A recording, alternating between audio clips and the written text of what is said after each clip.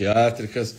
Hoje nós estamos no sábado de manhã, um horário que a gente habitualmente não utiliza, para entrevistar uma moça brilhante que eu conheci através da leitura da Folha de São Paulo e depois li seu livro no meu Kindle aqui, né? Menos Marx e Mais Mises, o liberalismo, a nova direita. Ela tem falado sobre o feminismo e é uma acadêmica que fala de uma maneira extremamente palatável, extremamente que chama atenção pela fluidez do que ela escreve. Meu camarada Jamil Murad está aqui, meus respeitos a esse grande médico. Camila chegou.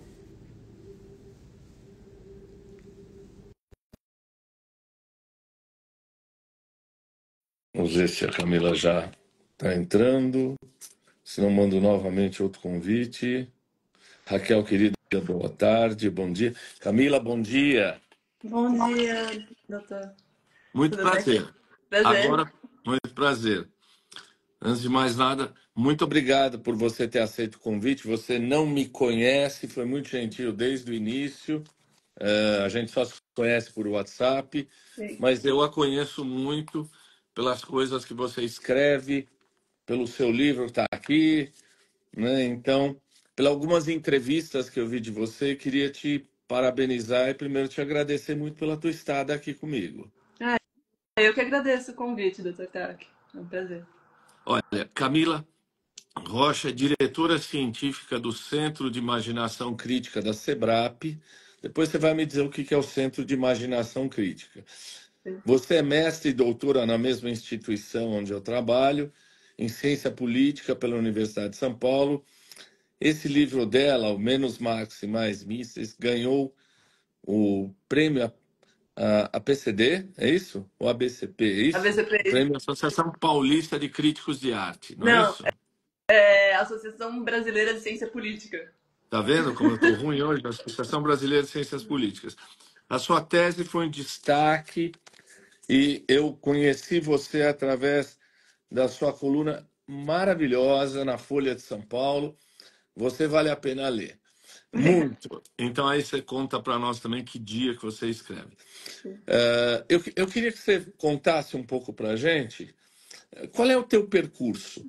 Teu percurso, quer dizer, começa como acadêmica. Conta um pouquinho até você chegar aqui, como é que é o teu percurso. Claro.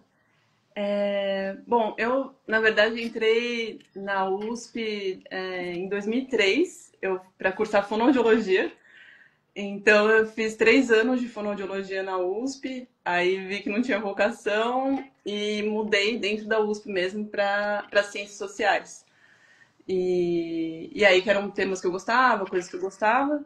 E aí ali eu me envolvi no movimento estudantil, me filiei a partido, fui para centro acadêmico, né, todas essas coisas de movimento estudantil. Me aproximei muito da política, sempre gostei. E nessa época o professor André Singer tinha voltado do governo para retomar as aulas na USP, né? Ele estava como secretário de imprensa, né? Foi porta-voz do Lula, e aí ele tinha voltado e eu fui ter uma aula com ele, gostei muito, e aí fui fazer mestrado então com ele na ciência política, né? Com o André Singer. E aí depois do meu doutorado eu resolvi estudar direita, que era um tema que era, vamos dizer assim, mais negligenciado, né, pelas pessoas que estudavam política. No Brasil, todo mundo gostava muito de estudar a esquerda, então você tinha literalmente milhares de trabalhos sobre partidos trabalhadores, né, sobre, enfim, lutas de esquerda, movimentos sociais, etc. Mas você tinha muita pouca literatura sobre direita, né, principalmente direita contemporânea. Então, por exemplo, acho que tinha um livro sobre o PSDB, tinha acho que algumas publicações, só 4 ou 5 sobre o PFL, enfim. Então, aquilo me intrigou, porque eu pensei, bom, né, o Brasil é uma sociedade tão conservadora, a direita tem tanto peso, por que a gente, né, estuda tão pouco a direita? E aí foi isso que eu escolhi estudar no meu doutorado. E aí, como eu mudei de objeto, né, eu também mudei de orientador. Eu fiz doutorado com o professor Adrian Lavalle, lá na USP mesmo. E aí, bom, aconteceu que eu comecei a estudar em 2014, né, logo depois de 2013 e tal. E aí eu fui para o Rio de Janeiro para fazer minha pesquisa, porque é no Rio de Janeiro que foi fundada a primeira organização neoliberal no Brasil, né, que a gente chama de think tank, que na verdade é meio que um centro de divulgação de ideias, né, que chamava, existe até hoje, né, o Instituto Liberal, ainda existe no Rio. E aí eu fui então para o Rio fazer minha pesquisa. Na época, quem presidia o Instituto Liberal, se eu não me engano, acho que ainda é o presidente de honra do Instituto, é o Rodrigo Constantino. Sim. E aí, enfim, eu fui para lá fazer a pesquisa.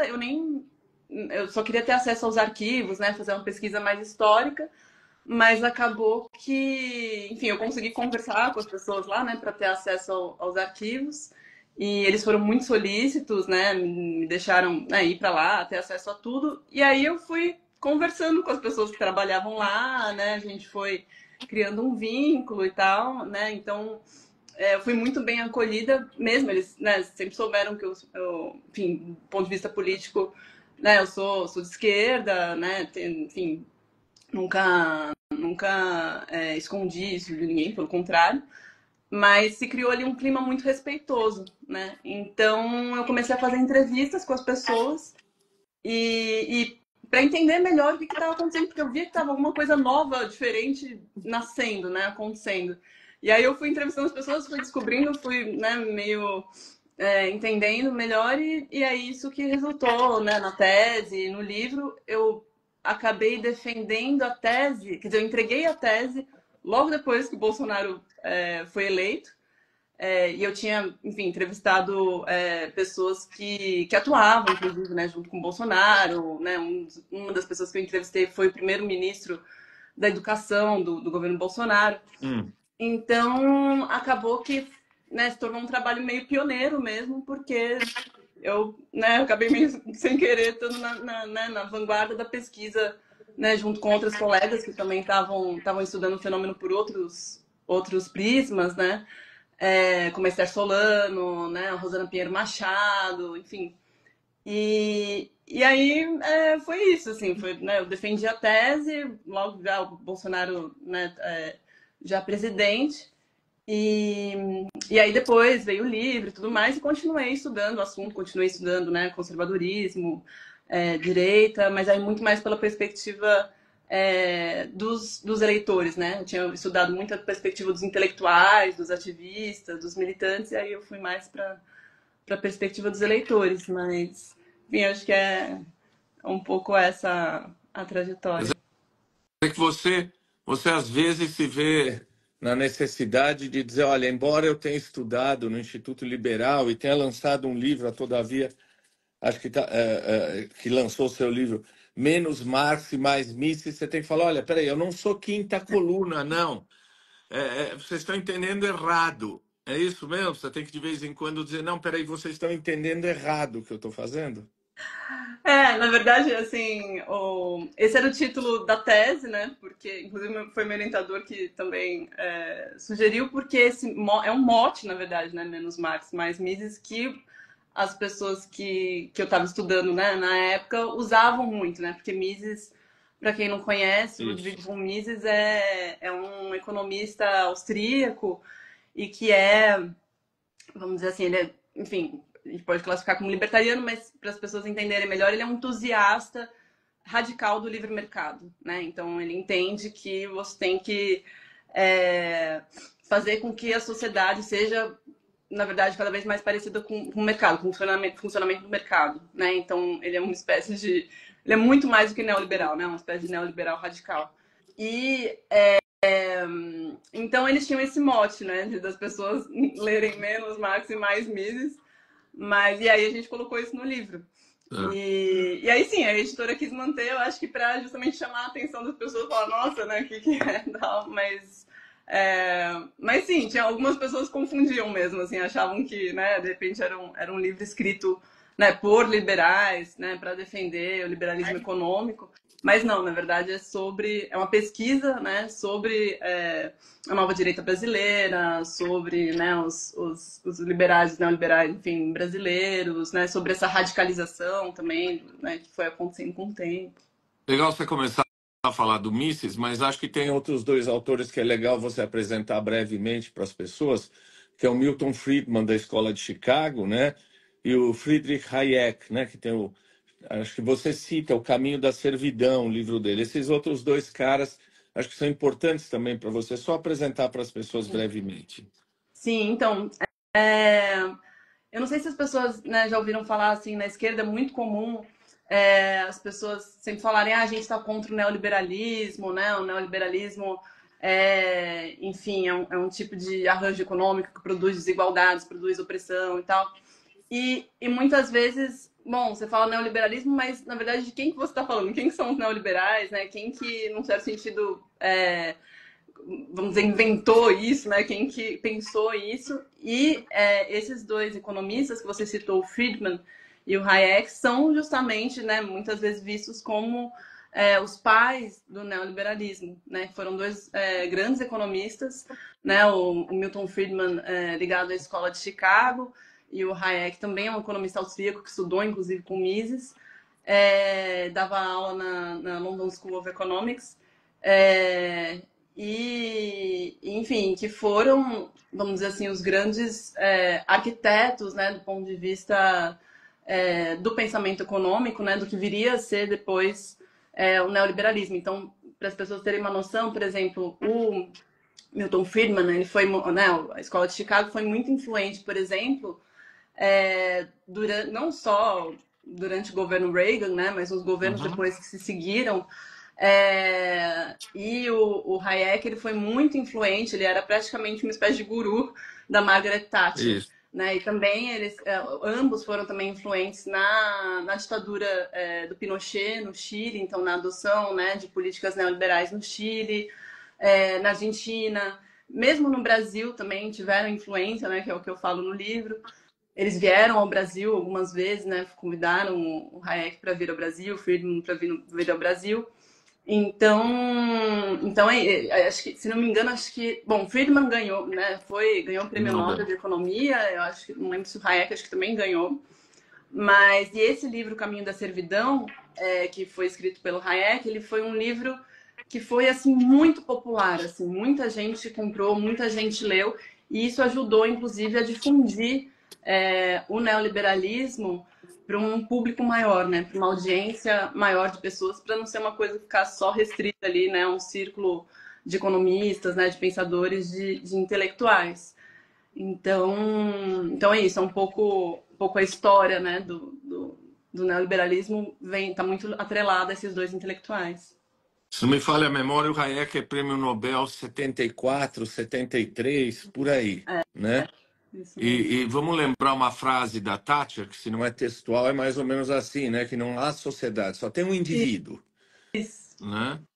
E Pinochet, bom, o Chile está assim, depois do tão anunciado milagre econômico que o Pinochet fez, né? Com o neoliberalismo. Mas você também, antes de entrar no seu livro, eu vi um livro que está na Amazon americana, The Bolsonaro Paradox.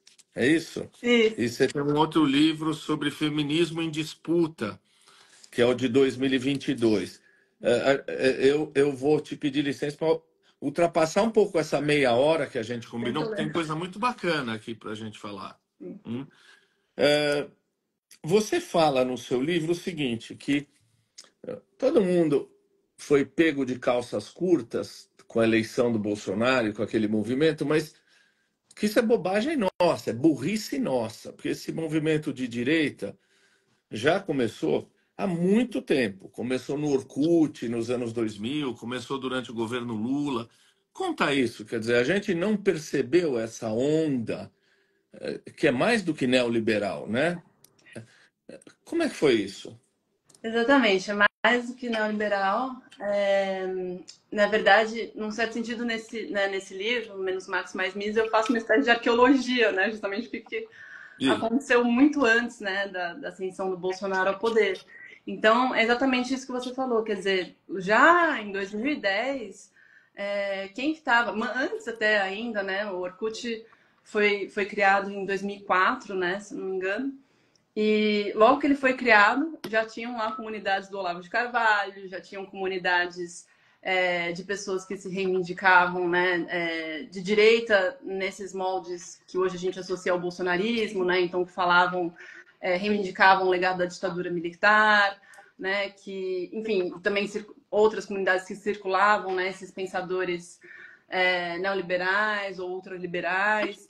Então, já estava tudo ali, né? Inclusive, o Olavo de Carvalho, ele é um pioneiro no uso da internet, né, para divulgar as ideias dele, porque em 98 ele já tinha um blog, né, que as pessoas liam e tal. Então, se você for ver, assim, num certo sentido, todas as ideias hoje associadas ao bolsonarismo, elas já estavam circulando ali no Orkut, né, em fóruns da internet, é, já durante o segundo governo Lula, então há muito tempo atrás. E essas pessoas não só elas estavam circulando essas ideias em fóruns da internet, no Orkut e tudo mais, como elas também estavam se organizando politicamente. E isso é muito importante para as pessoas entenderem, porque às vezes a gente pensa, a eleição do Bolsonaro foi um fenômeno conjuntural, né? Que é meio que, foram ali algumas... E aí ele foi eleito, né? Aconteceram ali algumas coisas na época, ele foi eleito. O Lula foi preso, aconteceu tal coisa. Mas não. Na verdade, você tem todo um histórico de pessoas se organizando, tentando fundar partidos, fundando, né, think tanks, que são esses centros de pensamento, procurando, escrevendo livros, se juntando para ler esses livros. As pessoas, inclusive, tinha um movimento editorial muito forte, né? Então, não só o Olavo de Carvalho procurou ativamente publicar uma série de autores, né, ligados à direita, ao conservadorismo, à extrema-direita, como também essas pessoas, né, os ultraliberais, também se organizaram para, por exemplo, traduzir e disponibilizar gratuitamente várias obras, né? Então, você tinha toda uma efervescência acontecendo ali, e que, na verdade, assim, né, quando a gente fala, porque as pessoas não estavam vendo. Aí eu, né, vou para a minha área, que é a ciência política, né? Que são cientistas políticos, geralmente olham para o que já está, num certo sentido, cristalizado, né? Então, são os partidos, são, né, os deputados que estão no Congresso, e são os deputados que, num certo sentido, têm mais poder, né? Então, eu acho que às vezes, acaba faltando essa visão para o que está se passando na sociedade, né? Antes das coisas, vamos dizer assim, se cristalizarem um pouco mais. Então eu estava vendo essas coisas todas em movimento, assim, todas meio, né, se formando e acontecendo. Então, assim, resumindo um pouco, o que começou a acontecer foi um encontro de pessoas que, né, tinham um objetivo em comum, que eram contra o Partido dos Trabalhadores, contra a esquerda, eram anticomunistas, e aí começaram a se juntar a partir de a despeito de algumas diferenças. Então, eles sempre tiveram brigas, rusgas entre eles, mas todos eles sabiam que eram contra o PT, contra a esquerda, né? E aí, um marco muito importante nesse sentido foi quando a Dilma ganhou a reeleição, né? Aí foi um balde de água fria, e aí todas as pessoas, né, que estavam se movimentando aí, né, a partir das redes, né, tentando fazer alguma coisa, falaram, não, agora a gente realmente precisa dar um basta nisso, vamos dizer. E aí eles se organizaram, todos eles, pelo impeachment da Dilma. Né? Então foi aí, por exemplo, que você vê todos juntos no primeiro ato já do impeachment da Dilma, que foi ainda no final de 2014,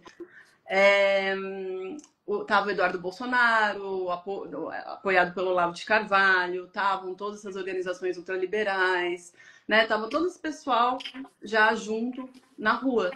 E durante os protestos pelo impeachment da Dilma, o Jair Bolsonaro era assim um dos únicos políticos, se não o único, que conseguia andar naquela multidão de pessoas sem ser xingado, né? Então E aí, na época, eu lembro que meus colegas pesquisadores, né, fizeram uma pesquisa, o Pablo Hortelado, o Márcio Moreto e a Esther Solano, com os manifestantes, e o que eles detectaram é que havia ali um entusiasmo muito grande pela candidatura do Bolsonaro à presidência já, naquele momento.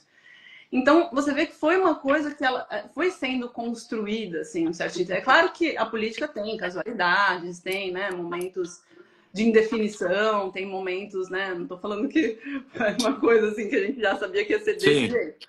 Mas o que eu quero dizer é que tem um processo histórico de uma construção, de organização, de pensadores, de intelectuais que foram, num certo sentido, né, se organizando e fazendo as coisas acontecerem, né? Então, acho que é isso, assim. Quer dizer, eu ia te perguntar, você já respondeu então.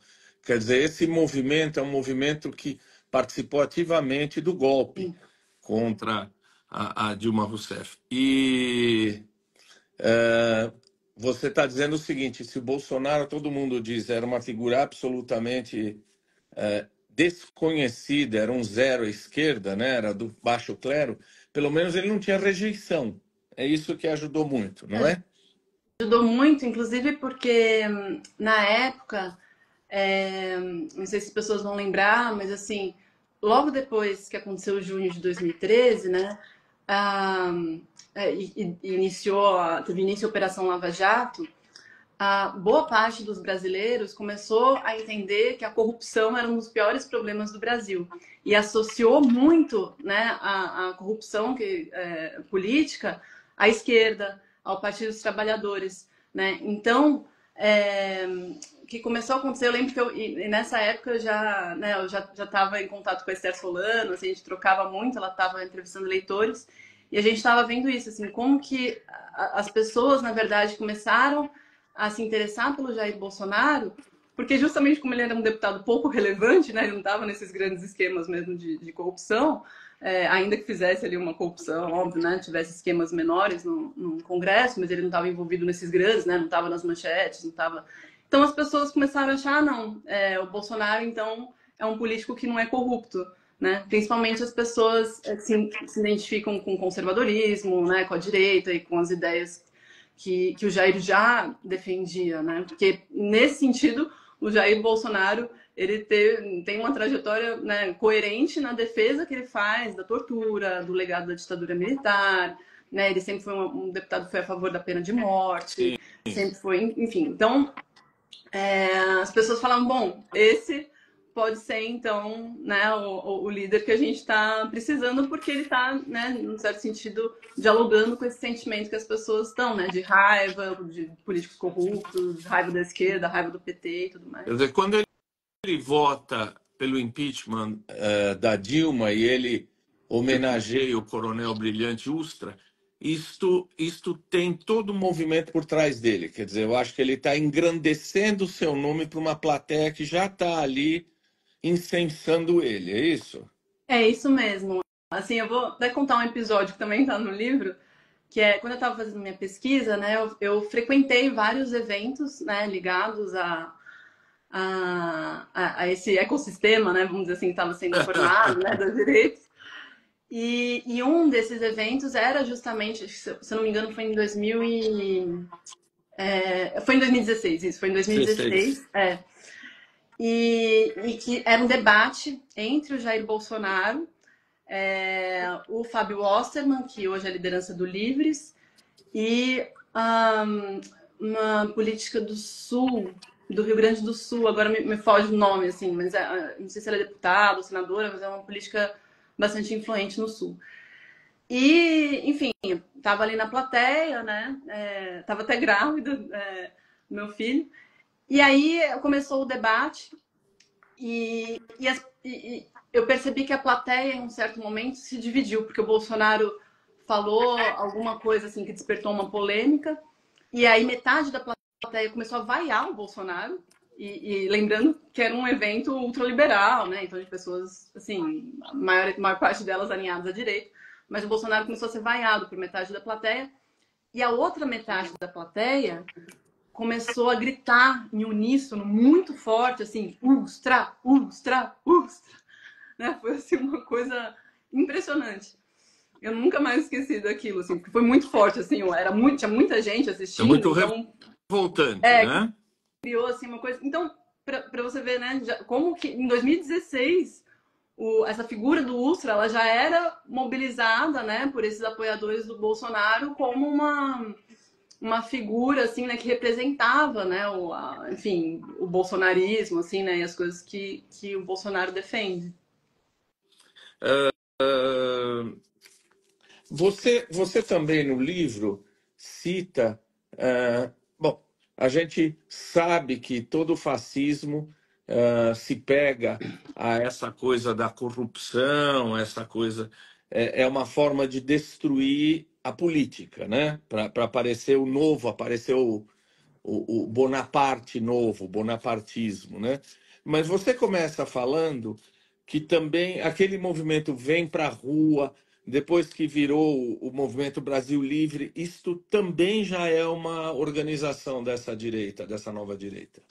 Sim, na época, né, então voltando ali para a época em que as pessoas estavam se organizando para pedir o impeachment da Dilma, você tinha vários grupos, né, movimentos mesmo, organizações políticas que se juntaram, então, vamos dizer, levar isso adiante para organizar os protestos e tudo mais. Então, na época, você tinha três grupos principais, né, vamos dizer assim, que tomavam a linha de frente, né, nesses protestos que pediam o impeachment da Dilma. Um era o MBL, que, né, a maioria das pessoas conhece, continua até hoje, né, uma das principais lideranças é o Kim Kataguiri, né, que é deputado. O outro grupo é justamente o Vem Pra Rua, que era um grupo que foi criado há pouco, tinha sido criado há pouco tempo, e que, enfim, esse grupo sim acabou, vamos dizer assim, não diferente do MBL, né? Ele não perdurou no tempo, não teve continuidade, mas ele foi fundado por alguns empresários, profissionais liberais de São Paulo, né? Pessoas com bastante dinheiro, inclusive, né? E que estavam revoltadas com a situação e queriam protestar de alguma forma. E você teve também um outro grupo bem importante chamado Revoltados Online. Esse grupo também não existe mais, mas é um grupo que a personalidade que a maioria das pessoas deve conhecer, que era ligada a esse grupo, era a Carla Zambelli. Se eu não me engano, eu não sei se ela era companheira do Marcelo Reis, que era o líder principal do grupo na época, mas a Carla Zambelli que era ligada a esse grupo. E esse grupo, esse Revoltados Online, era dos três, era o grupo mais radical, mais extremista, era um grupo que sempre foi a favor justamente da volta da ditadura militar, né, dos militares ao poder, era um grupo que se caracterizava como de extrema direita e que fazia as intervenções mais agressivas assim, né, nas ruas, nos protestos. Eram as pessoas do Revoltados Online, por exemplo, que em junho de 2013 quando teve, né, eu lembro, teve vários episódios de briga, né, nas ruas, eles participaram de vários episódios de briga, então é isso, era um grupo muito agressivo, assim, muito extremista. Mas eu também entendi que tem uma determinada época que esse pessoal fica muito, vamos chamar uma direita envergonhada, quietinha. É feio falar contra LGBT, é feio falar contra a identidade de gênero, é feio falar a favor da ditadura militar. Quer dizer, o ovo da serpente está ali sendo crescendo, né? Quando é que, de fato, existe isso? Primeiro eles são envergonhados e depois tem uma hora que o cara fala assim, eu posso sair à luz do dia e começar a falar. O que faz isso? O que marca essa possibilidade de aparecer à luz do dia? Pois é, então existia isso sim, porque o que aconteceu foi quando a gente teve a nossa transição democrática, né, da ditadura militar para o regime democrático, que foi inclusive uma transição bastante conservadora, né, porque enfim, várias pessoas, né, que estavam no Estado, estavam ocupando postos de Estado, não foram punidas pelos seus crimes, né, como aconteceu em outros países da América Latina. Mas, enfim, a despeito de ter sido uma transição conservadora,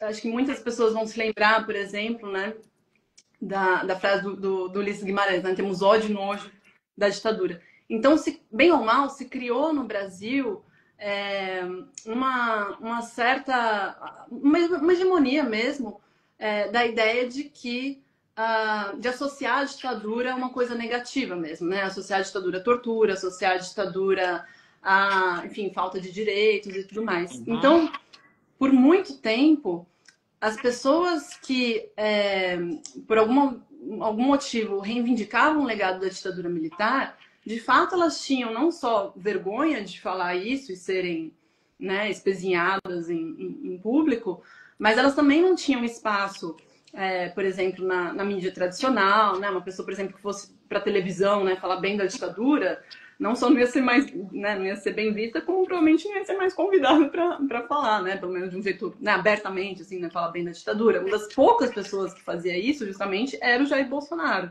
e que era ridicularizado. E isso que é interessante, ele não era punido, ele era ridicularizado, porque na época as pessoas achavam que, bom, imagina, quem que vai defender a ditadura, quem vai falar de ditadura, né? Você pode ser uma pessoa fora do mundo aí, uma pessoa ridícula, uma pessoa sem noção, né? Quando na verdade não. Você reivindicar o legado da ditadura não é que você está sendo sem noção, né? Você tá falando de tá se ligando a uma ideologia política, fazendo uma defesa, né, do regime, isso é muito grave. Então, sim, então as pessoas que eu entrevistei,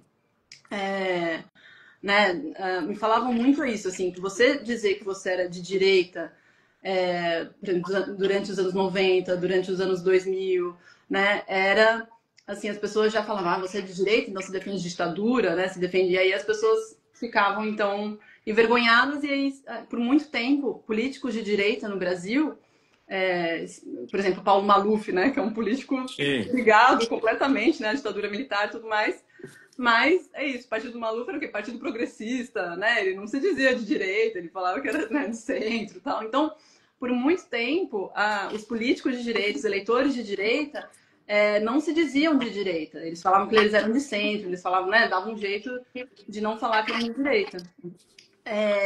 E aí a gente teve, quando o Lula foi, né, eleito pela segunda vez e terminou o mandato em 2010, ele terminou o mandato com mais de 80% de aprovação popular.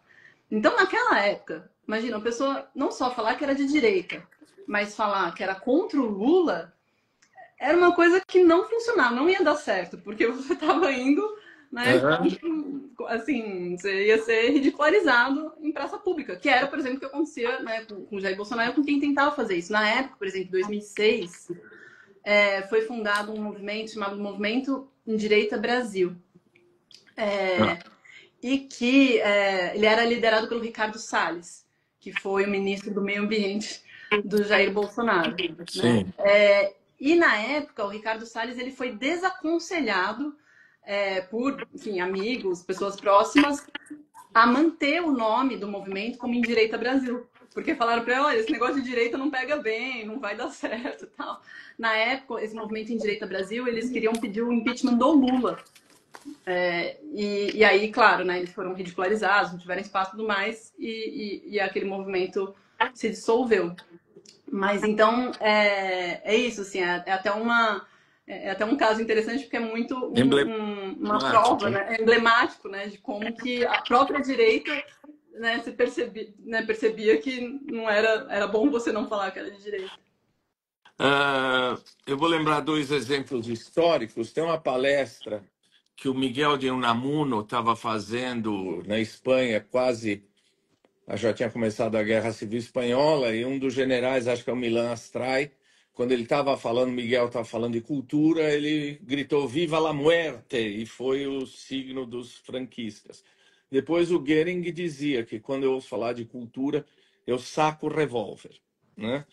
Então tem uma fama, uma pecha de que a direita é contra a cultura, contra as universidades. Aliás, uma pecha que ocorreu bastante durante o governo Bolsonaro, né? De que universidade, a USP, por exemplo, é lugar de maconheiro, que as universidades são antro de proliferação de esquerdistas. Por que isso? Porque o ataque à universidade é algo comum a essa nova direita. E, desculpe, eu vou complementar.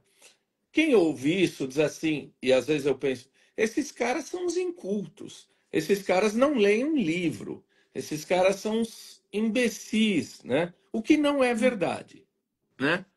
Então, você pode contar um pouco isso? Qual é a tua visão? Sim, claro.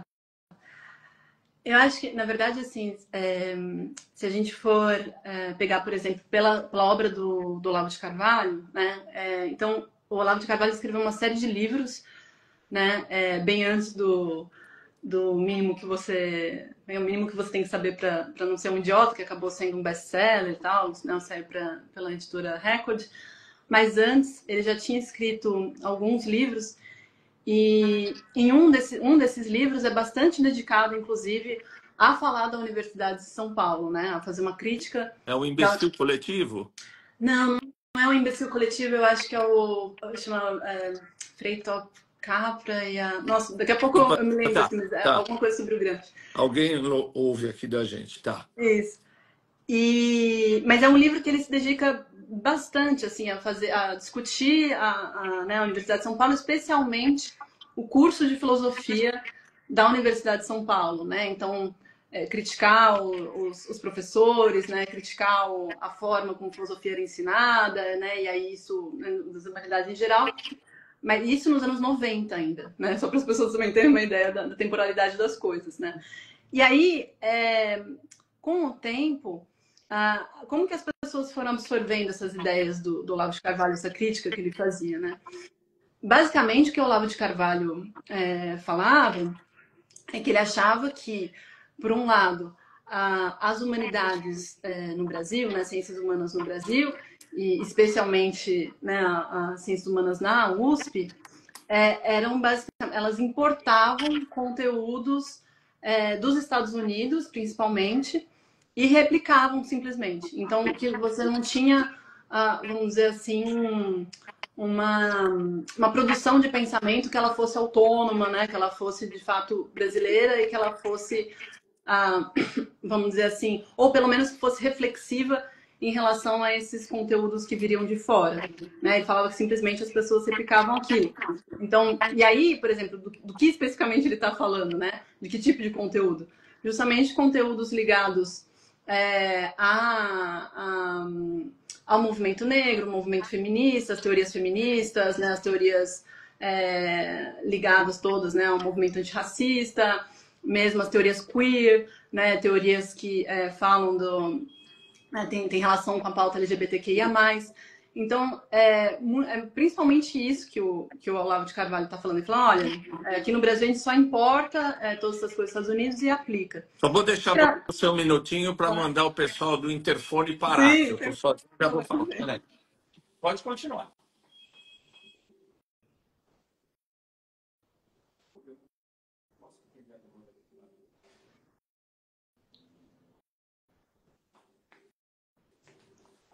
Camila, desculpe, é tudo ao vivo aqui. A gente atende telefone. Desculpe, continue. Sim, então, quer dizer, o Olavo tinha essa crítica e também tinha uma crítica que, basicamente, o que se ensinava no curso de filosofia da USP era a história da filosofia e que os professores não eram filósofos de verdade. E aí, quem que seria o filósofo de verdade? Seria, por exemplo, o próprio Olavo de Carvalho. Isso. E aí, por quê? Isso é muito importante para a gente entender, porque o Olavo de Carvalho, ele basicamente foi um autodidata, né? Ele chegou a frequentar, por pouco tempo, se eu não me engano, um curso de filosofia na PUC, Isso. Depois ele abandonou, e ele começou a estudar, né? Continuou ele estudando. Ele era astrólogo, né? A melhor formação dele é astrologia. Continuou estudando por conta própria. Então, por que isso é importante? Porque esse sentimento, essa percepção de que você procurar se formar como autodidata é uma coisa necessariamente muito melhor e superior ao ensino ministrado pelas universidades, isso é uma coisa muito forte, muito poderosa dentro da extrema-direita, não só no Brasil, mas no movimento de extrema-direita em outros países também. Porque vamos dizer, isso é acompanhado por um sentimento de que as universidades elas são pensadas, isso não deixa de ser verdade, elas pelo menos originalmente, né, foram pensadas para formar mesmo elites intelectuais, mas não quer dizer que as universidades não possam ser democráticas. E, inclusive, é interessante pensar que bem nessa mesma época, então, que estavam, né, falando, porque essas universidades só, né, são elitistas, formam elites culturais, né, era justamente a época em que as universidades estavam se democratizando muito, né, então com as cotas, com a entrada, né, de pessoas negras, a entrada de pessoas de periferia e tudo mais. Então, e aí é até interessante ter esse desencontro, né, justamente entre a crítica e a realidade das universidades. Mas o fato é que é isso. Então, essa valorização, vamos dizer, da ideia de que eu, pelo meu mérito próprio, posso estudar, né, e não preciso de nenhuma universidade, não preciso de diploma, né, não preciso de fazer referência a professores, até, né, desse saber, vamos dizer assim, que ele é institucional, né, eu posso aprender por mim mesmo e né, ter sucesso na vida. Isso é uma ideia muito poderosa na extrema-direita, né? E muitas pessoas se conectam muito com isso. Então, e daí que vem, inclusive, esses discursos, né? Muitos desses discursos contra a universidade. Então, por exemplo, recentemente, né, teve um pastor, o André... agora me fugiu o sobrenome dele. Mas ele fez um discurso justamente falando para famílias, né, pobres, de periferia e tal, falaram, olha, não mandem seus filhos para a universidade, é melhor você ter, né, uma filha que é respeitosa, né, da família, das tradições e tal, do que ter uma filha na universidade, né, mas é melhor você ganhar dinheiro vendendo picolé do que... Sim. Em última análise, isso reforça o homeschooling, né? Desde baixo, não é isso? Exatamente. É isso mesmo. Então, o homeschooling é uma coisa muito defendida pela extrema-direita. Por quê? Porque aí vem tudo junto, né? Vem, de novo, a defesa da família tradicional, não sei o quê. Então, porque, primeiro, se a gente for pensar homeschooling, bom, para a realidade brasileira não faz nenhum sentido, porque né, a gente tem pessoas que estão trabalhar o dia inteiro, né? Imagina como é que você vai ter tempo para... Mas, enfim... O ponto é, geralmente, quem né, no caso de homeschooling, quem dá as aulas é quem? A mulher, é a mãe. Né? Então, você precisa de uma mãe fora do mercado de trabalho por muito tempo, né? Porque imagina, homeschooling vai até os 18 anos, ensinando os filhos dentro de casa, né, e tudo mais. E fora que é um tipo de educação em que, claro, pode servir para algumas situações muito específicas, né? Mas que as crianças, os adolescentes, eles são, a não ser que tenha alguma compensação, mas eles são privados dos laços com outras crianças e outros adolescentes, e mais do que isso, com pessoas diferentes. Porque na escola pública, na universidade pública, é o lugar em que você justamente encontra, né, quem é diferente de você, quem pensa diferente de você, né, pessoas de vários... Né, que vem de vários lugares, inclusive regiões do Brasil, né, na USP você encontra muita gente de fora do países africanos, né? Então é um lugar da diversidade. André Valadão, a Tassi está falando, é isso? Isso mesmo. Agora, deixa eu entender, você que é doutor em ciências políticas, você vai ensinar o médico aqui. Quando você fala do homeschooling, você está, de alguma maneira, tirando a mulher do mercado de trabalho. Você está empurrando a mulher para um papel anterior dela, que é a da reprodução de operário. Quer dizer, ela precisa ficar reproduzindo mão de obra. Inicialmente é isso. Você que fala de feminismo, né? Você tem um livro sobre feminismo. Quando você fala de homeschooling, você está retirando a mulher, você está diminuindo a obra, a mão de trabalho, o braço de trabalho da mulher. O que acontece? Qual é a ideia disso?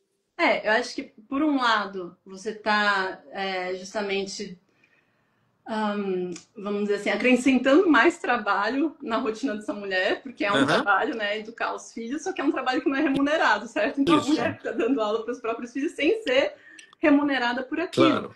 E mais do que isso, ela perde a oportunidade não só né, enfim, trabalhar fora de casa, mas muitas vezes mesmo de ter outras vivências, outras oportunidades fora de casa. Porque pensa, uma mulher que ela, né, já tem que dar, enfim, atenção, cuidado para os filhos, né, para casa e tudo mais, fazer todo o trabalho doméstico e ainda por luxo ensinar os filhos, né, eventualmente mais de um.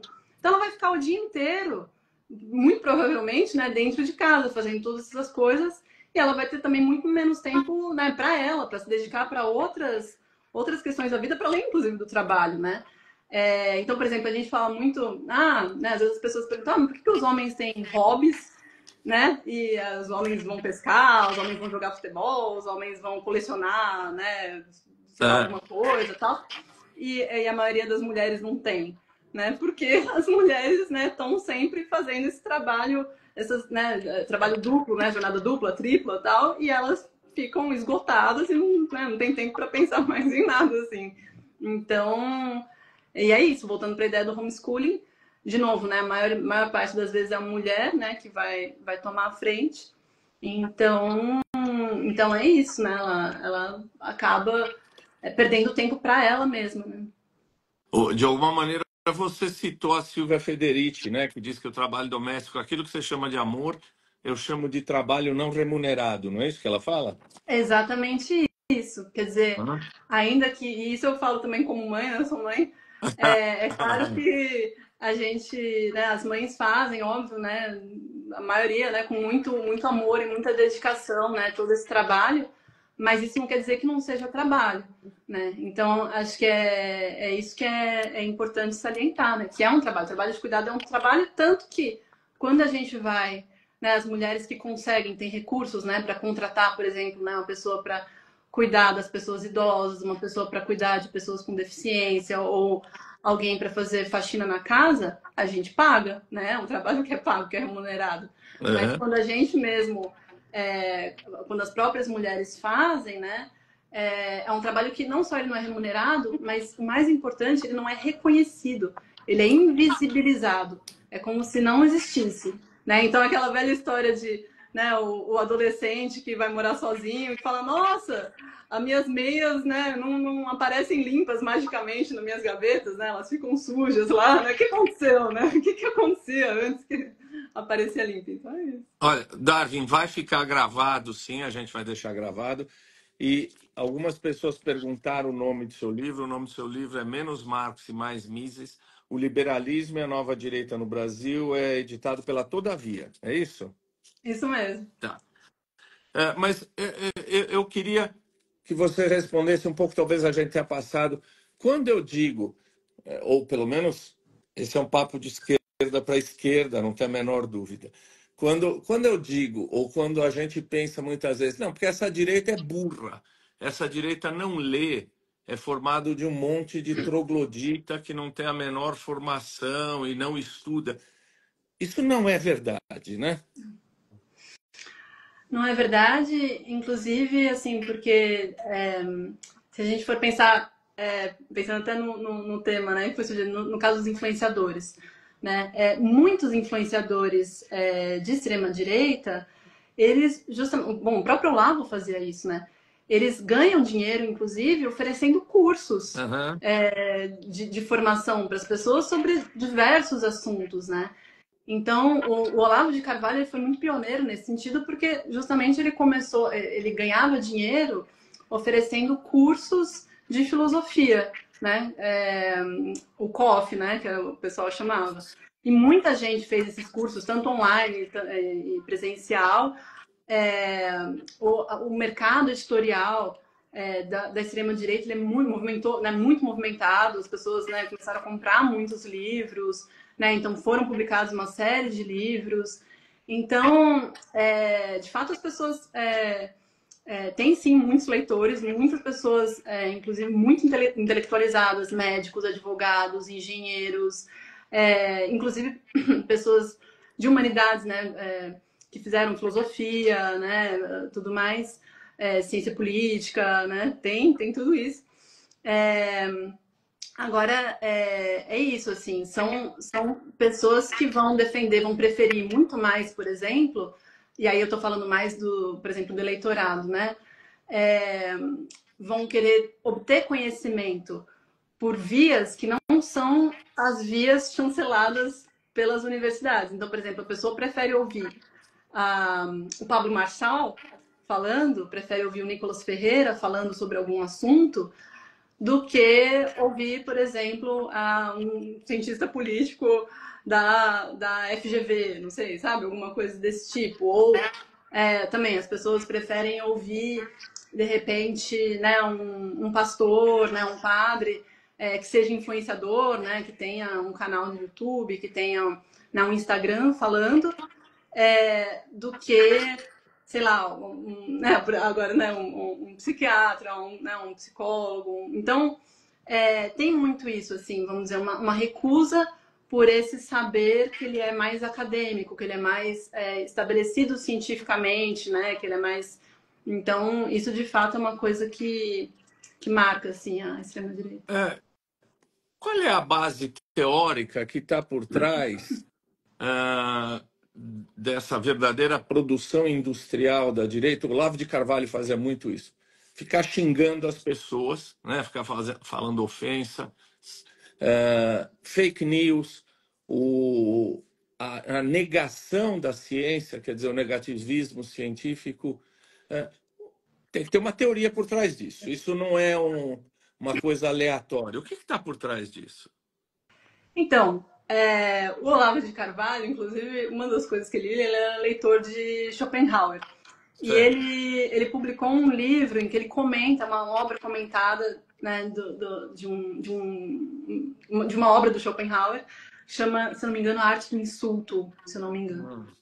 E é curioso porque, ao mesmo tempo, né, o Olavo vai comentando e vai fazendo certas críticas e tal, mas ele, num certo sentido, ele aplica o que o Schopenhauer está falando, assim. Então, que é uma coisa dessa arte do insulto, que é, basicamente, quando você, num debate, né, não está preocupado em ganhar pelo argumento, né, em ter razão, tal, em você ser respeitoso, mas sim você está, né, xingando, você está sendo agressivo, você procura destruir o seu oponente por vias outras que não do argumento em si, né? Então, é uma coisa muito mais emocional. Você acaba, num certo sentido, ganhando pela atenção e pela tensão que você provoca. Então, o que o Olavo fazia, assim, por exemplo? Ele elegia algum... Isso a extrema-direita, né, faz até hoje. Ele elegia algum opositor político, algum opositor, alguém que ele queria, né, chamar assim, para uma contenda, né, para um conflito, para um, entre aspas, debate. Só que em vez de debater as ideias daquela pessoa, ele ficava xingando e ficava, né, falando coisas odiosas, etc. Então, e aquilo chamava atenção. E essa é a dinâmica da atenção, inclusive, que é a dinâmica com a qual os influenciadores hoje trabalham.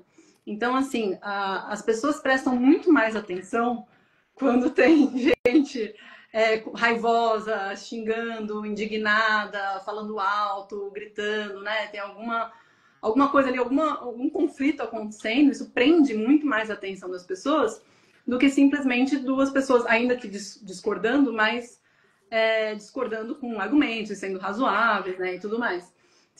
Fazendo isso de forma, vamos dizer, polida, né? Então, as pessoas, e eu lembro disso, as pessoas gostavam muito no Orkut, gostavam muito de ver o Olavo falando palavrões, o Olavo xingando as outras pessoas, né? As pessoas ficavam curtindo aquilo.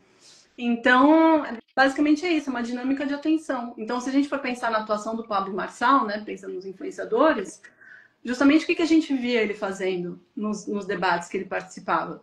Ele ficava xingando todo mundo, parecia uma metralhadora giratória, né? Xingando todo mundo de uns apelidos bestas, assim, parecia uma coisa meio quinta série, mas aquilo era o que justamente projetava, que chamava atenção para ele. Aí todo mundo ficava falando dele, nos jornais se falava dele e tudo mais, tudo ficava centrado na figura, na imagem dele por conta disso, né? Quem conhece um pouco de filosofia sabe que quando você não ganha no argumento, você tem uma falácia que se chama ad hominem. Você ataca o indivíduo ao invés de atacar a ideia, né? Quer dizer, essa é a realização da falácia ad hominem.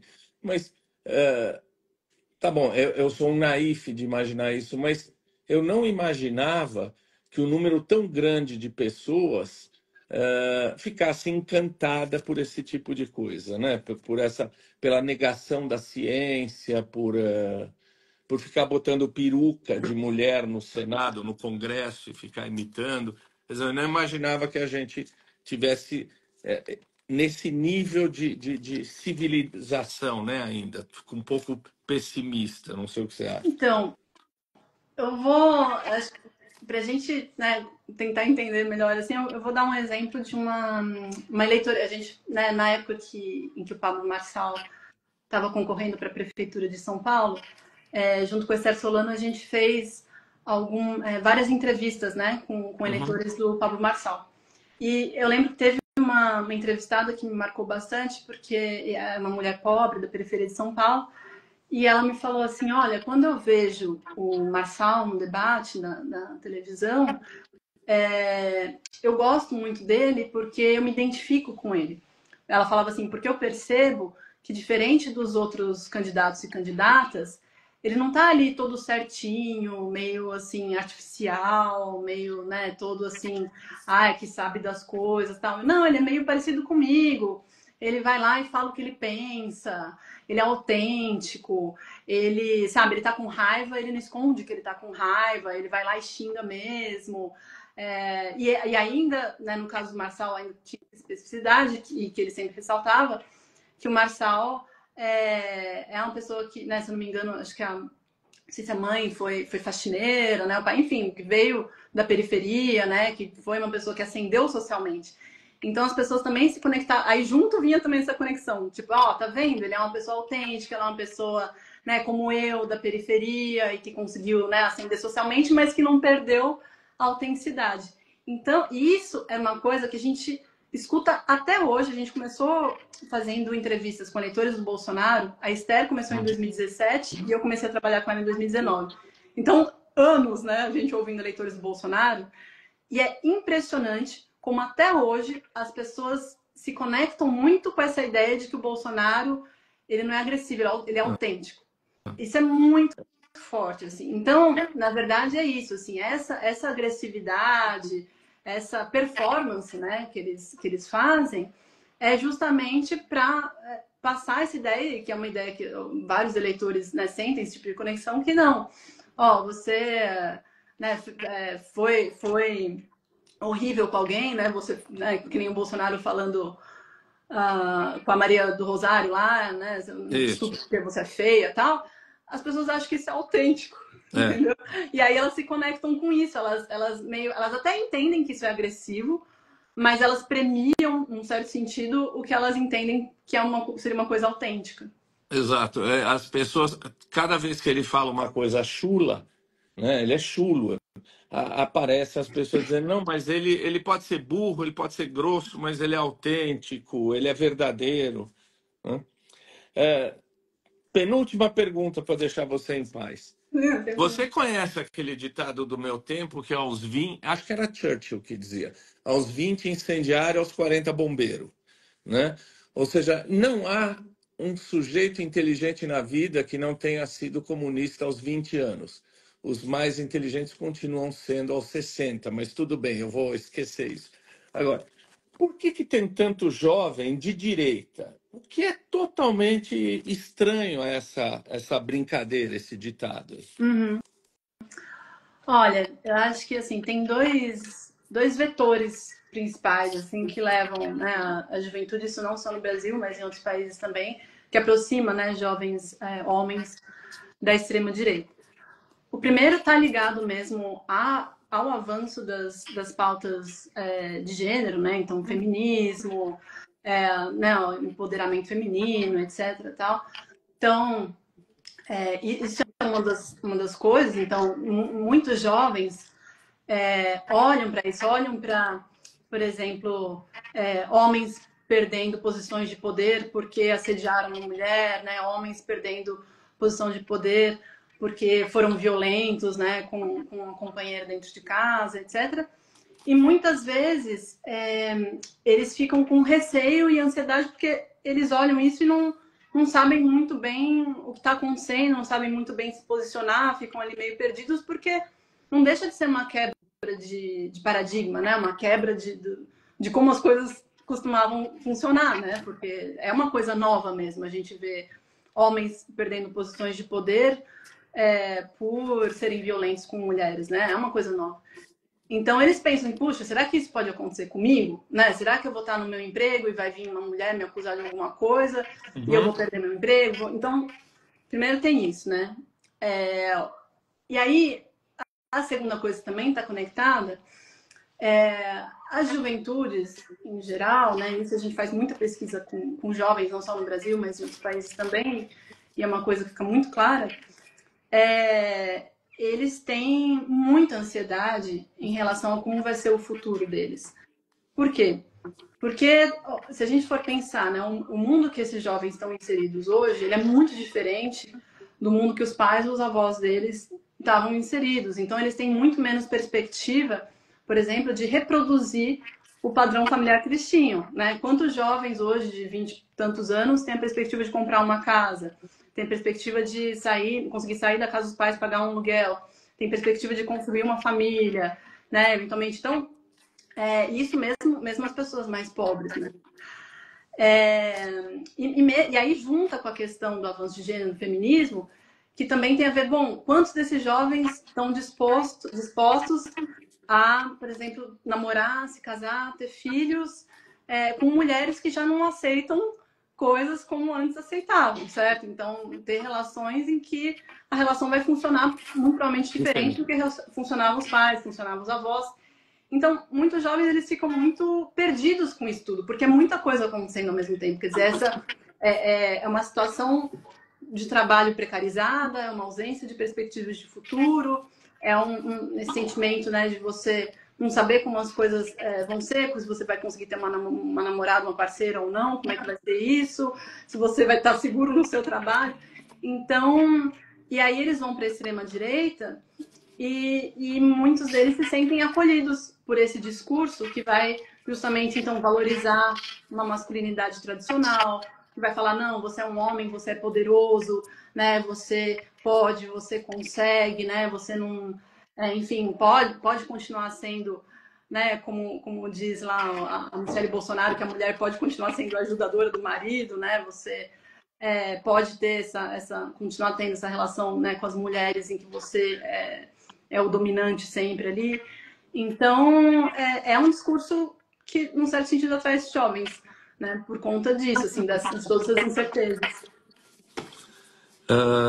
Bom, eu não vou...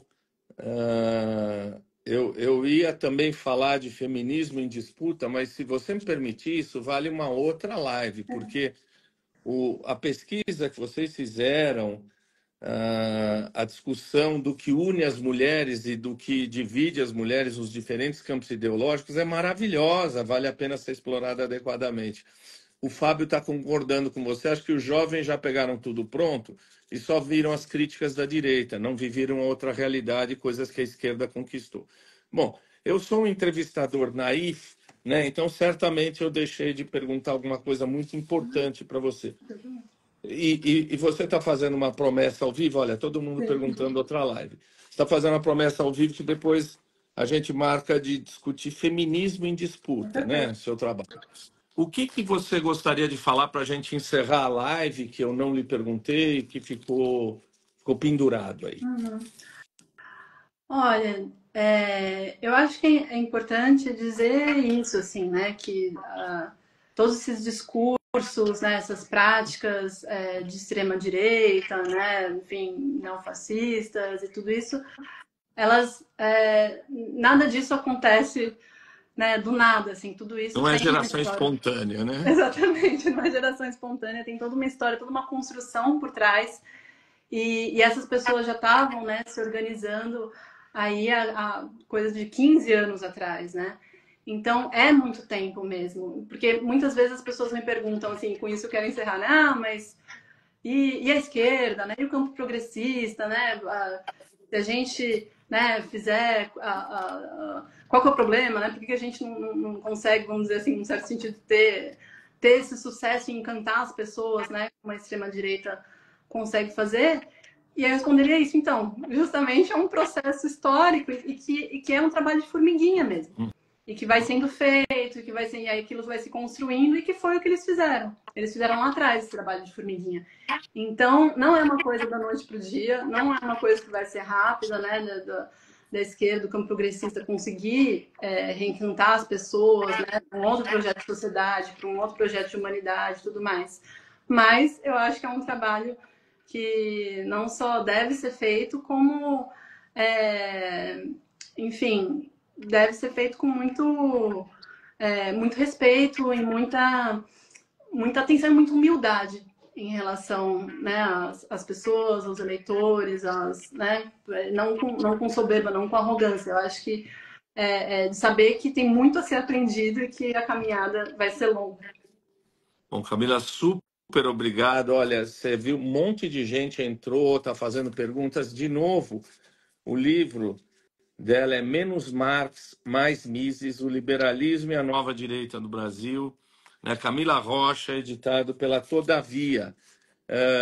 Quem não está seguindo a Camila, que está nos assistindo aqui, siga a Camila. Quem segue a Camila e não me segue, siga-me, por favor. E você está prometendo que a gente volta para falar de feminismo, Sim, não é? com certeza. Super obrigado. Um beijo, um ótimo fim de Obrigada. semana. Um beijo a todos vocês. Para vocês também. Tchau. Tchau.